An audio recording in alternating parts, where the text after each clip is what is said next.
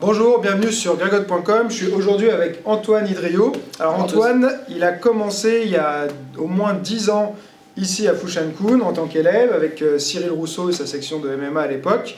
Il a fait plein de choses entre temps, il a fait de la boxe thaï. Après, il a même été professeur ici. Et puis, depuis quelques années, il a déménagé à San José en Californie, au club AKA où il y a plein de champions de l'UFC comme Daniel Cormier, Velasquez, Luke Rockhold, voilà, donc Khabib Nurmagomedov, donc plein de champions. Il s'entraîne avec eux régulièrement.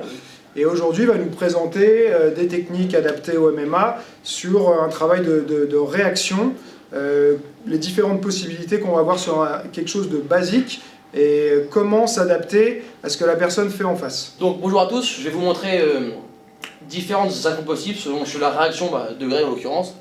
Donc ce qui est important en MMA, c'est de gérer sa distance. On n'a plus la distance, là je suis loin de lui, je vais me rapprocher pour être à une distance sur 2 jambes, je peux toucher en jambe, je me rapproche encore pour être à distance sur 2 points, de direct. On va travailler aujourd'hui à partir du shot direct, du bras avant. Donc première option, par exemple, j'attaque sur le direct du bras avant, je vais voir comment je vais réagir. Gauche ici, voilà. Il peut faire juste tirer rentrer le buste, donc qu'on voit plutôt en boxe anglaise. Dans ce cas, je vais être là, je vais essayer de le doubler après. 1, 2 pour au moment où je lui reviens, qu'il n'y ait pas de mon bras arrière.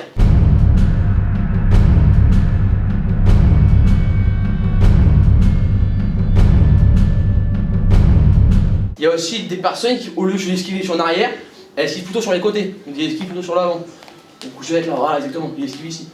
Dans ce cas-là, moi ça va être compliqué, je vais enchaîner en point, mais je peux enchaîner en jambe par exemple. Donc s'il fait la même esquive, 1, 2. Je touche pas forcément sur mon premier coup pour après frapper sur l'autre coup. Si moi je fais l'erreur de ne pas avoir ma garde, que je fais mon esquive comme ça, je le prends pleine tête. Vous avez vu, c'est important, je fais un petit déplacement. Parce que si je veux frapper en jambe, il faut que je me rapproche. Moi je vais être trop long, donc je vais venir faire un petit déplacement. Bon.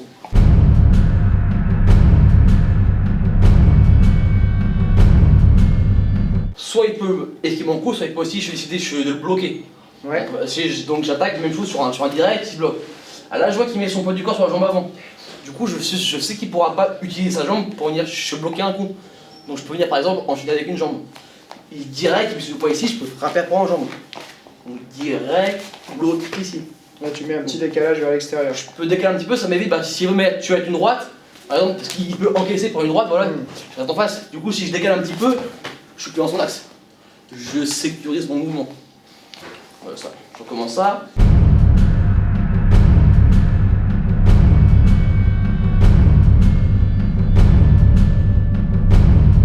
Sur un même type de blocage, il peut mettre son poids du corps non plus sur la jambe avant, mais à l'inverse sur la jambe arrière.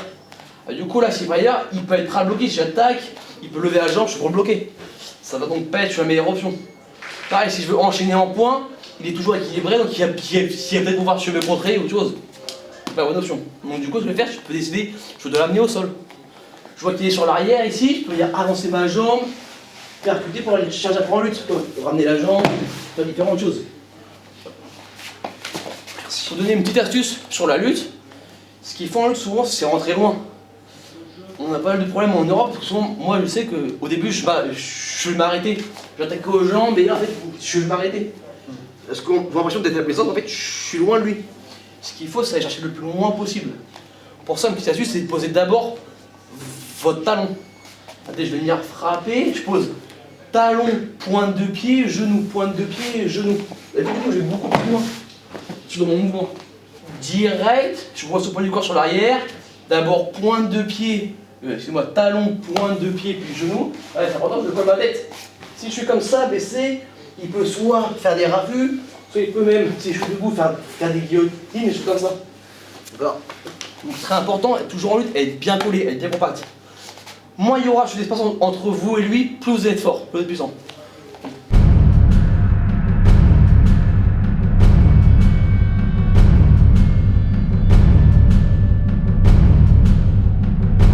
Ce qui se passe très souvent, je suis en combat, c'est que l'autre personne agit par mimétisme, c'est-à-dire quand je fais un coup, elle va faire presque le même coup. Donc là, je vais un direct, voilà, j'ai une gauche. Donc, moi je suis prêt, je vais l'esquiver. Pas juste comme ça, je bouge pas que mon buste. Regardez, je bouge aussi, je fais mes appuis. 1, 2. Pour après pouvoir, je suis remisé, je suis à la bonne distance, je suis pour frapper. Si je bouge pas l'appui, je suis un peu en retard sur mon mouvement. Voilà. Donc, j'esquive, je me frappe. Ici. D'accord, c'est une option. Je peux faire ce même mouvement en venir changeant de garde. Du coup, je vais me rapprocher de lui pour se casser la distance. Il met la gauche, quand il remise, boum. Ici, j'avance. 1, 2. D'ailleurs, je peux venir continuer sur mon travail. Je suis cassé à la distance, donc je peux venir en profiter pour l'amener au sol, voire même enchaîner ensuite sur une soumission. Mais la gauche est remise, boum, j'avance, regardez. Pourtant, je vais venir changer d'appui. J'ai frappé, je vais venir avancer ma jambe, je vais venir pousser avec ma main. Et j'arrive directement en soumission au sol. On va commencer direct, je lutte en direct, j'avance. Regardez, si idéalement c'est dans le combat, je frappe et je vais continuer le mouvement ici. Au moment où ma jambe fauche, mon bras pousse. Et je finis ici. Ce qui est important sur votre direct du bras avant, c'est de rester équilibré. C'est-à-dire de ne pas aller trop loin sur votre cou, sinon ça vous empêche de réagir. Par exemple, je déclenche ici, je vais loin sur mon cou, je suis plus équilibré. Vous voyez, je suis pas équilibré, je suis amené au sol, surtout si là je suis bonne lecture. Alors à l'inverse, là je reste stable. Je peux venir un petit peu défendre. D'accord? Donc c'est important, ne tendez pas trop votre bras, ne perdez pas l'équilibre, je reste en contrôle. Donc vu mon direct, il va me lire, il va attaquer aux jambes. Là normalement, j'ai un peu de temps, mais j'ai un petit temps pour réagir. Donc je peux venir faire quoi? Je peux venir frapper avec un genou. On peut frapper avec la jambe avant, moi je le déconseille parce qu'il peut accepter le coup et après je vais m'amener au sol. Et si je fais ça, si je frappe jambe avant, il peut prendre le coup, continuer le mouvement, m'amener au sol. Chuter. Donc à l'inverse, si je le vois lire, je peux venir faire un tout petit pas de retrait pour venir percuter avec, je suis mon genou arrière. Donc direct, je vois qu'il déclenche, boum. Cherchez pas forcément à voir sur le visage ou éclater, plutôt vraiment le corps, d'accord? Fléchissez vos appuis. Direct, je vois qu'il avance, boum, je le contre. Ça ne marchera pas si vous perdez l'équilibre. Si vous êtes là, trop tendu, je vais être vous en retard.